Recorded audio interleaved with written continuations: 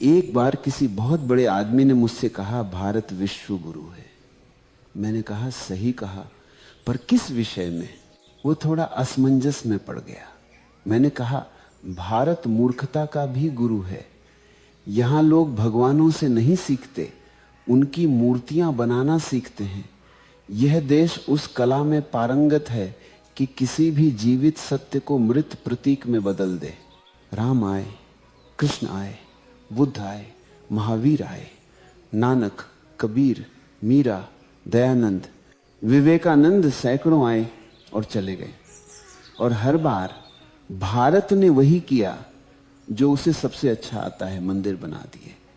ये देश भगवानों का कब्रिस्तान है। हर युग में यहां किसी न किसी को भगवान बनाया गया और हर बार उसकी आत्मा को मूर्ति में बंद कर दिया गया। हमने कभी किसी भगवान को समझा नहीं, हमने केवल उन्हें सजाया है। हमारी पूजा समझ से नहीं, डर से पैदा हुई है। हम वह देश हैं जो भगवानों से प्यार नहीं करता, बल्कि भगवानों की कहानियों से प्रेम करता है। हमने हर भगवान को कथा बना दिया, क्योंकि कथा सुनना आसान है, सत्य को जीना कठिन है। तुम देखो ना, राम ने कहा धर्म वह है जो भीतर से उपजे। भारत ने कहा धर्म वह है जो बाहर से मिले। कृष्ण ने कहा कर्म करो और फल की चिंता मत करो।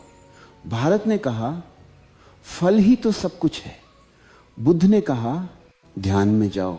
भारत ने कहा ध्यान बाद में, पहले मूर्ति बनाओ। महावीर ने कहा मौन बनो। भारत ने कहा मौन भी घोषित कर दो कि हम मौन हैं।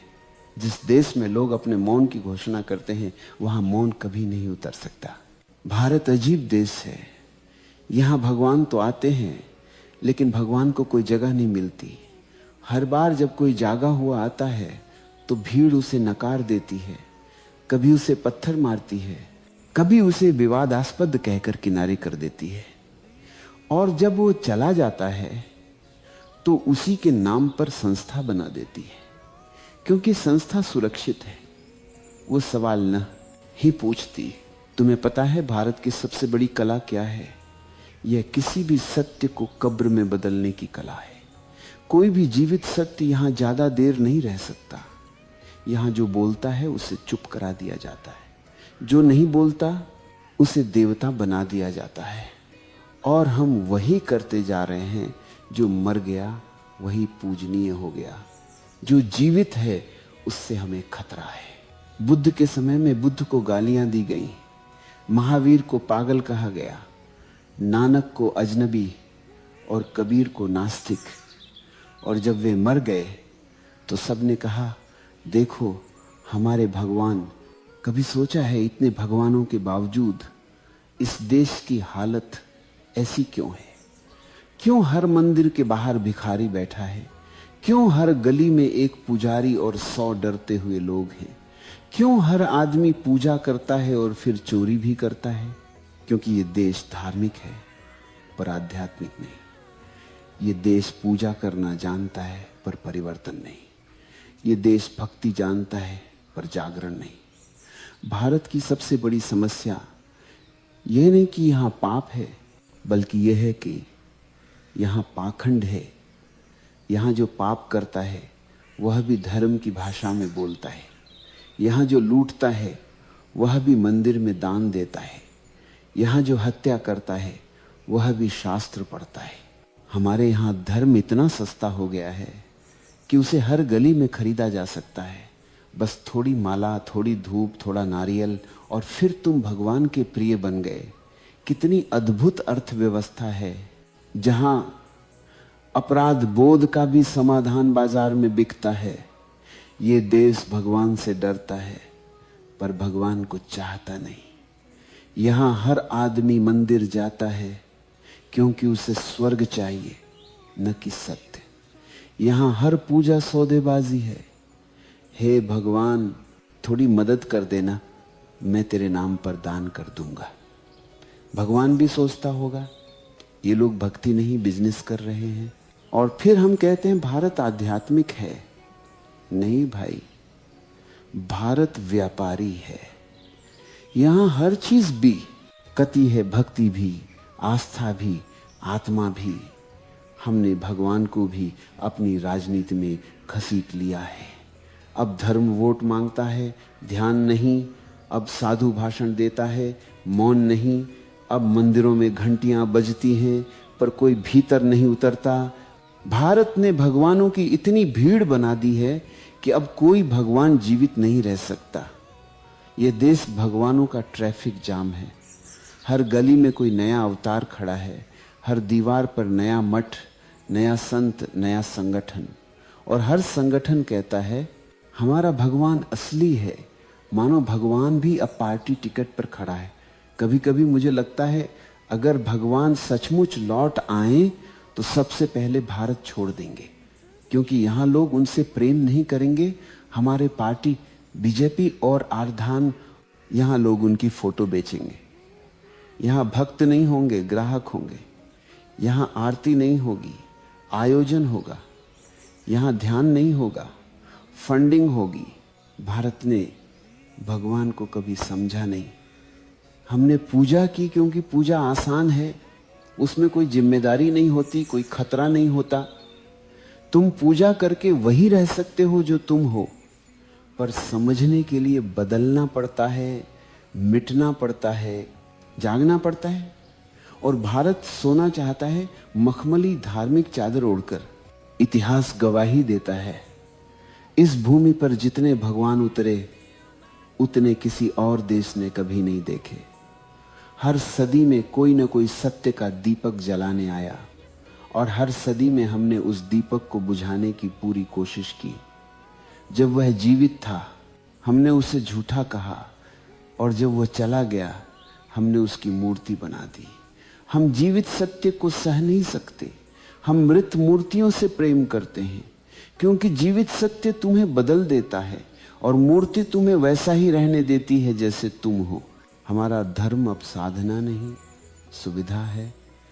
हमारे मंदिर अब मौन नहीं, बाजार हैं जहां पूजा बिकती है, जहां मोक्ष की किस्तें जमा की जा सकती हैं। जिस देश में हर गली में भगवान का एजेंट बैठा हो, वहां आत्मा की यात्रा रुक जाती है। हमने सत्य को व्यवस्थित कर दिया है। धर्म अब एक संस्था है जिसमें प्रवेश तो है पर जागरण नहीं, जहां लाउड स्पीकर है पर मौन नहीं, जहां आरती है पर आस्था नहीं, जहां व्रत है पर विवेक नहीं। जिस देश में सत्य को शास्त्र में बदल दिया गया, वहां सत्य अब केवल पाठ्यक्रम बन गया है। लोग ग्रंथ याद करते हैं पर सत्य को जीते नहीं। वे चर्चा करते हैं कि कौन सा भगवान बड़ा है, पर अपने भीतर की नींद को देखने का साहस किसी में नहीं।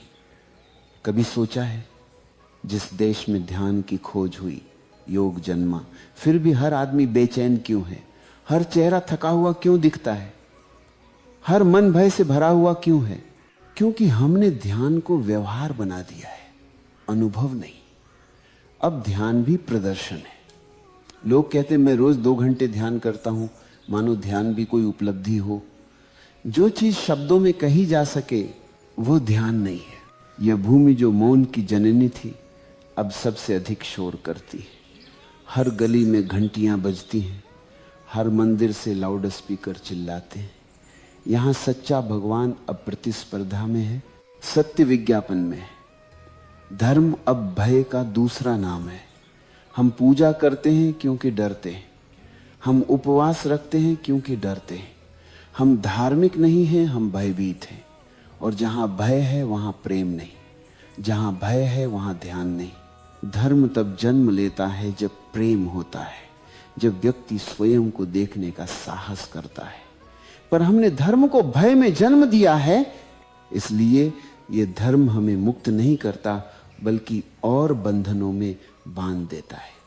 यह भूमि हर बार जागरण के बीज पाती है और हर बार उसे किसी मंदिर में बो देती है। बीज को पूजा मिलती है, पानी नहीं, इसलिए फूल कभी नहीं खिलता। कृष्ण का प्रेम भी संस्था बन गया, बुद्ध का मौन भी किताब बन गया, नानक का गीत भी रिवाज बन गया।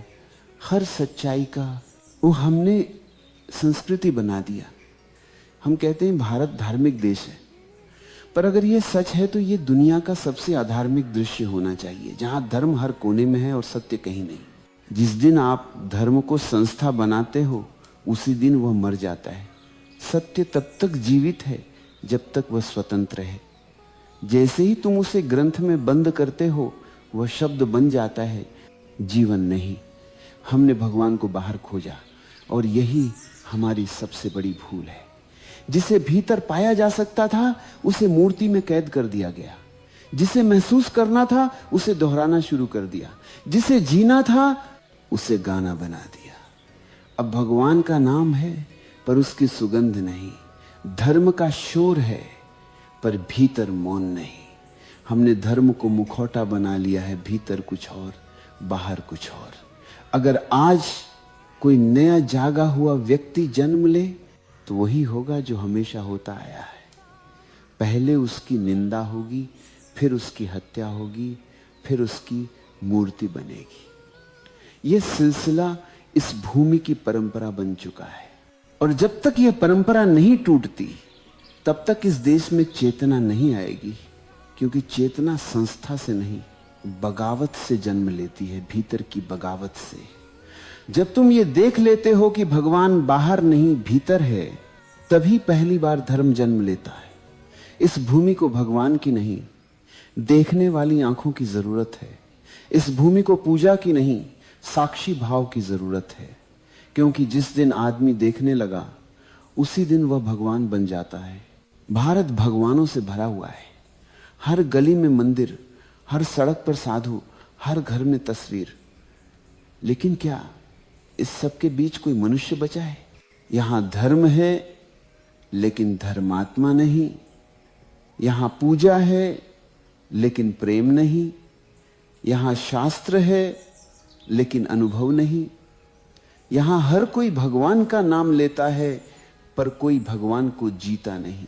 कभी मंदिर के बाहर जाकर देखो, जो आदमी अंदर घी का दीपक जला रहा है वही बाहर अंधकार को फैला रहा है।